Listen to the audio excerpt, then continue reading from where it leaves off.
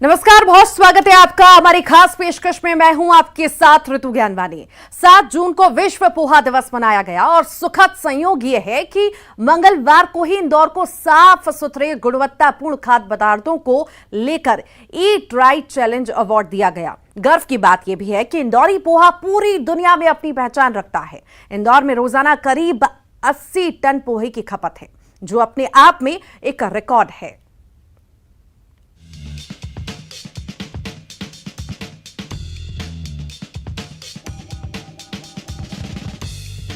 महाराष्ट्र का बड़ा पाव, गुजरात की दाबेली, राजस्थान का मिर्ची बड़ा, दक्षिण का इडली डोसा, सबकी अपनी अपनी खासियत है, लेकिन इंदौरी पोहे की बात ही अलग है। इंदौर ने जितनी तेजी से साफ सफाई में अपनी पहचान बनाई है, उसी रफ्तार से फेमस हुआ है इंदौरी पोहा।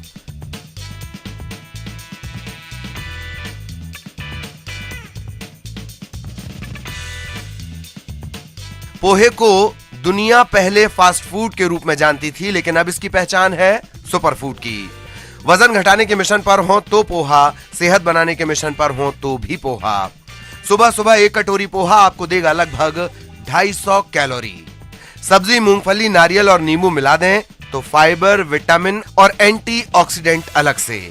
पोहे में मौजूद विटामिन बी शुगर को काबू में रखता है और स्वाद की बात तो पूछिए ही मत।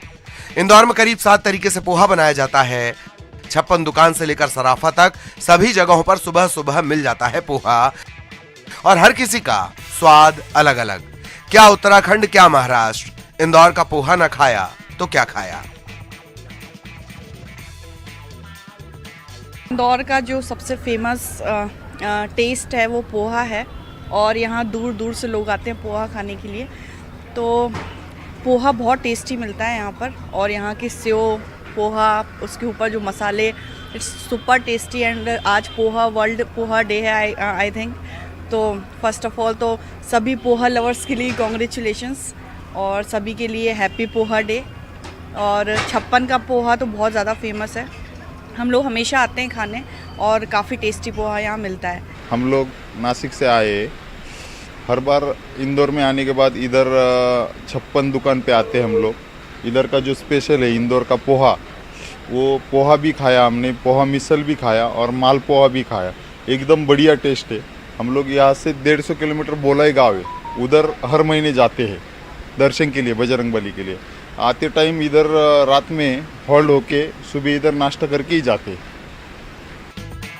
इंदौर की सड़कों पर सुबह सुबह बड़ी बड़ी कड़ाही से उठती पोहे की महक आपकी व्रत सिद्धि तक को डिगाने का मादा रखती है।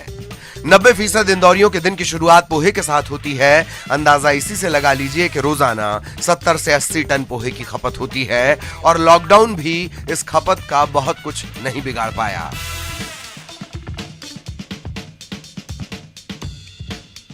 पोहे की दीवानगी का आलम यह कि जितने भी दिग्गज हैं, जाने माने, सब हैं इंदौरी पोहे के दीवाने।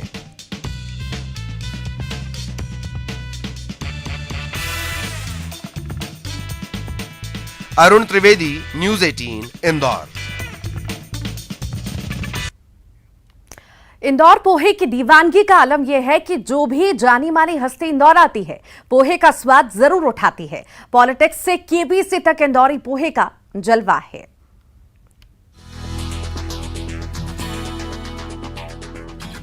इंदौरी पोहे की दीवानगी का आलम यह है कि जब भी कोई बड़ी हस्ती इंदौर आती है तो वो यहाँ पोहे जलेबी का स्वाद लिए बिना नहीं जाती। देश के प्रथम प्रधानमंत्री पंडित जवाहरलाल नेहरू से लेकर सदी के महानायक अमिताभ बच्चन तक इंदौरी पोहे की तारीफ कर चुके हैं। 1950 में कांग्रेस के अधिवेशन में नेहरू इंदौर आए थे, तब उन्हें पोहा परोसा गया था। केबीसी यानी कौन बनेगा करोड़पति में भी इंदौरी पोहे पर सवाल पूछा जा चुका है। पूर्व प्रधानमंत्री अटल बिहारी वाजपेयी से लेकर राहुल गांधी तक सब इंदौरी पोहे का स्वाद ले चुके हैं। वहीं क्रिकेटर सुनील गावस्कर से लेकर विराट कोहली तक सब ने 56 दुकान पहुंचकर पोहे जलेबी का स्वाद चखा है। इंदौर की पोहा जलेबी की एक पहचान है। यहाँ 8-10 प्रकार के पोहे बनते हैं। उसल पोहे में भी सब्जियों के साथ पोहे खाते हैं। पोहा जलेबी का जोड़ा इतना सदियों से चला आ रहा है। हमारे बाप दादा परदादा के टाइम से खा रहे हैं हम लोग को। इन्हें कम से कम 20-25 टन पोहा पहले चलता था, अब 40-50 टन पोहा हो गया। इन्हें पर डे इन्हें ठेला गाड़ी से लेके छोटी दुकान से लेके बड़ी दुकान तक होटल तक पोहा सर्व होता है आज की। यानी यहाँ की पहचान इंदौर की सुबह का नाश्ता पोहा जलेबी प्रख्यात है। बाहर से कोई भी आदमी आएगा पोहा जलेबी पहले डिमांड करेगा, बाद में दूसरी आइटम खाना जो खाएगा ही, पर पोहा जलेबी की डिमांड सबसे पहले रहती है। यानी पूरी दुनिया में आप बाहर भी जाएंगे तो इंदौर के नाम से पोहा जलेबी रहते हैं, खाते हैं लोग, याद भी करते हैं कि उसका पोहा अच्छा है, उसका पोहा अच्छा है, ढूंढ के पोहे खाते हैं। इंदौर में वैसे तो हर चौराहे पर पोहा आपको मिल जाएगा, लेकिन कुछ स्पेशल दुकानें हैं जहां आपको पोहे का अलग अलग स्वाद मिलेगा। इनमें 56 दुकान के पोहे, रवि अल्पाहार के पोहे, राजबाड़ा के पोहे, रात में सराफा बाजार के पोहे, सरवटे बस स्टैंड के पोहे और JMB दुकान के पोहे का खासा क्रेज है। जो खाने पीने के शौकीन है उनके लिए बहुत बढ़िया है। आदमी को नई चीज़ नई वैरायटी मिलती है। जैसे आज पोहे का दिवस है तो पोहे भी 5-7 तरह से आदमी पसंद करता है। हर बार पोहे को भी अलग टेस्ट से अलग चाव से खाने की इच्छा रखते हैं। मतलब नॉर्मल पोहे जो रहते हैं उसमें भी ऐसे उसल पोहा रहता है। उसल पोहा में भी कई रेंज है। मोट का उसल बनता है, दाल का उसल बनता है। हर क्षेत्र वाइज पोहे के भी हिसाब से बहुत वैरायटियाँ मिलती है। पोहे के साथ में जलेबी भी खाया जाता है। तो मतलब एक अपने आप में दिवस बनाने की रहती है कि जो भी रहे, ये स्वच्छता के हिसाब से सब सारी चीज़ें रहती है कि आदमी व्यवस्थित जाए, सब चीज़ें। वैसे पोहे का जितना मजेदार स्वाद है उतना ही दिलचस्प इसका इतिहास है। पोहे के सफर का अंदाजा इसी से लगा लीजिए कि 10 पैसा प्लेट वाला पोहा 25 रुपए प्लेट की छलांग लगा चुका है। अरुण त्रिवेदी, न्यूज़ 18, इंदौर। आज पोहे के अलग अलग पहलू से हम आपको वाकिफ करवा रहे हैं। अब थोड़ा पीछे लिए चलते हैं कि आखिर 10 पैसा प्लेट वाला पोहा आज 25 रुपए तक कैसे पहुंचा।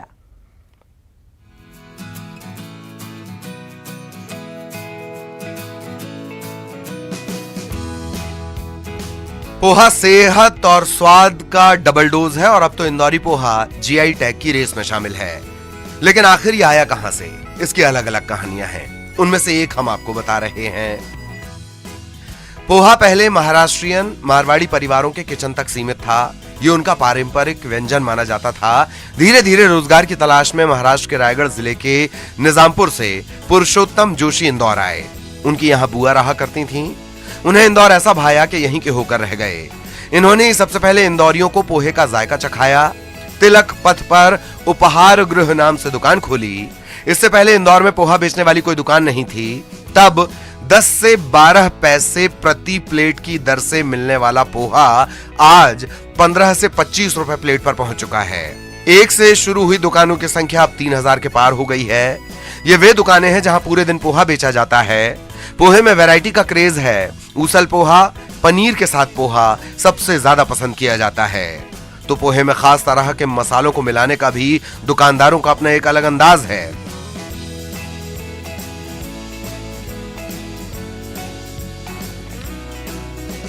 इसके लिए यूपी, गुजरात और महाराष्ट्र तक से मसाले मंगाए जाते हैं।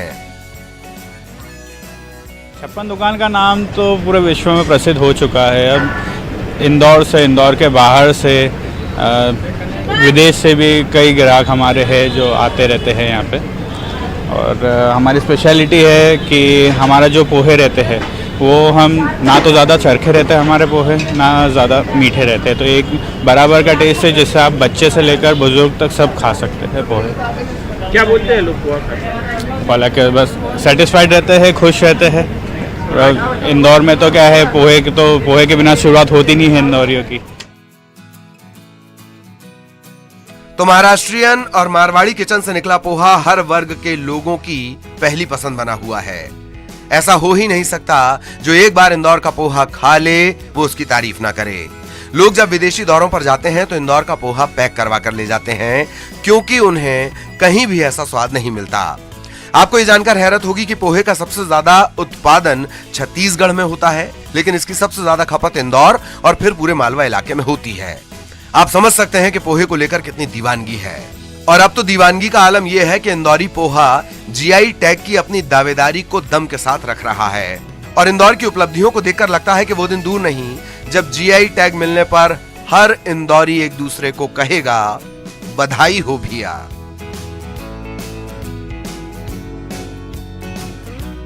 अरुण त्रिवेदी, न्यूज़ 18, इंदौर। चलिए अब आगे बढ़ेंगे, खबरों का रुख करेंगे। राज्य निर्वाचन आयोग के निर्देश के बाद गृह विभाग ने 3 आईपीएस अफसर को हटा दिया है। एडीजी भालाघाट जोन आशुतोष राय को हटाया गया है। एसपी शहडोल अवधेश कुमार गोस्वामी को हटाकर एसपी राजगढ़ बनाया गया है। एसपी राजगढ़ प्रदीप शर्मा को हटाया गया। संजय कुमार बने हैं। बालाघाट जोन के नए आईजी प्रमोद कुमार को आईजी बनाया गया है। आईजी ईओडब्ल्यू बनाया गया है।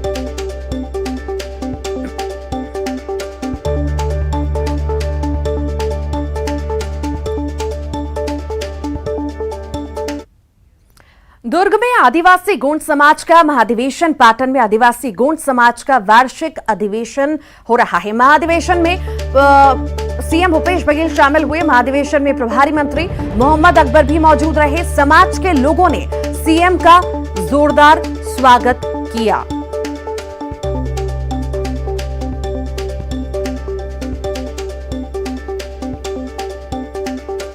कोरबा पहुंचे राजस्व मंत्री जयसिंह अग्रवाल ने कहा है कि शहर का पुरान उद्यान अशोका वाटिका जिले का सबसे ज्यादा आकर्षक, सुंदर और भव्य स्थल बनेगा, जहां पर सभी आयु वर्ग के लोगों को पर्यटन, मनोरंजन, स्वास्थ्य, खेलकूद सहित अन्य जरूरी सुविधाएं मिलेंगी। उन्होंने कहा कि अशोक वाटिका को संवारना मेरी प्राथमिकताओं में से एक कार्य था, जो अब पूरा होने जा रहा है। राजस्व मंत्री ने बात अशोक वाटिका उन्नयन और विकास कार्य के भूमि पूजन के मौके पर कही। जिला खनिज न्यास मद से 10 करोड़ रुपए की लागत से अशोक वाटिका की तस्वीर बदली जाएगी।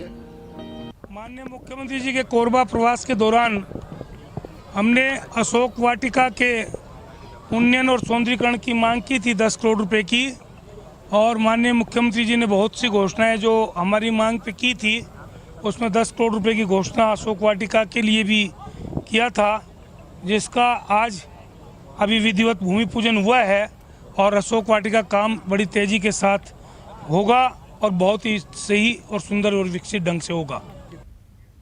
कवर्धा में नगर पालिका परिषद मानसून से पहले मुस्तैद नजर नहीं आ रहा। 15 जून तक मानसून आने के संकेत हैं, लेकिन शहर के प्रमुख नालों और बड़ी नालियों की सफाई नहीं हो सकी, जिसका खामियाजा लोगों को ही भुगतना होगा। बारिश अधिक होने पर हर बार की तरह जाम के चलते पानी या तो सड़कों पर रहेगा या फिर निचली बस्तियों के घरों में घुसेगा। पिछले साल जल जमाव से कई कच्चे मकान गिर गए थे। पालिका की कार्य प्रणाली पर बीजेपी ने सवाल भी खड़े किए हैं, तो वहीं पालिका पूरी तैयारी की बात कर रहा है। कवर्धा शहर में बड़ी और छोटी नालियों को मिलाकर अनेक प्रकार की इस शहर में नालियां हैं, जिसके कारण से बरसात की पानी साफ नहीं होने के कारण भर जाता है, और पानी भरने के कारण मोहल्ला वासियों को और कवर्धा के रहने वाले शहर वासियों को जिस प्रकार से ये नालियों के पानी सड़क में आकर बहने लगती है, उससे अनेक प्रकार की समस्याएं का सामना करना पड़ता है। अभी स्वास्थ्य विभाग की बैठक लेके सैनिटरी इंस्पेक्टर, सफाई दरोगा और सभी लोगों को निर्देश दे दिया गया है कि आप जितने भी शहर में नालियां हैं, बड़ी नालियां है, नाला है, उसको निरंतर साफ कर लें। और उसके लिए एक निर्देश भी जारी कर दिया गया है कि हम आम नागरिकों से अपील भी किए हैं कि आपके घर के नाली के ऊपर अगर आप चौड़ी बना लिए हैं, उसको थोड़ा सहयोग करें तोड़ के साफ करने में। महासमुंद जिले के सरायपाली ब्लॉक स्थित वनांचल ग्राम पतेरापाली के ग्रामीण स्कूल खोलने की मांग कर रहे हैं। गांव में स्कूल नहीं होने से ग्रामीणों को अपने बच्चों के भविष्य की चिंता सता रही है। दरअसल पतेरापाली गांव में अनुदान प्राप्त प्राथमिक स्कूल संचालित था, जिसमें गांव के करीब 30 बच्चे पढ़ाई करते थे, लेकिन पिछले साल शिक्षक की कमी और जर्जर स्कूल भवन को देखते हुए ग्रामीणों ने स्कूल में अपने बच्चों को भेजना बंद कर दिया और सरकारी स्कूल खोलने की मांग की। तो वहीं शिक्षा विभाग स्कूल के लिए प्रस्ताव मांगने की बात कर रहा है।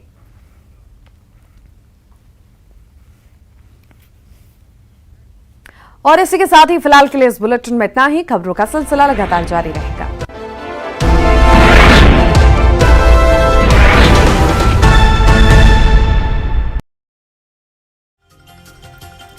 सतना में बस और ट्रक में जोरदार भिड़ंत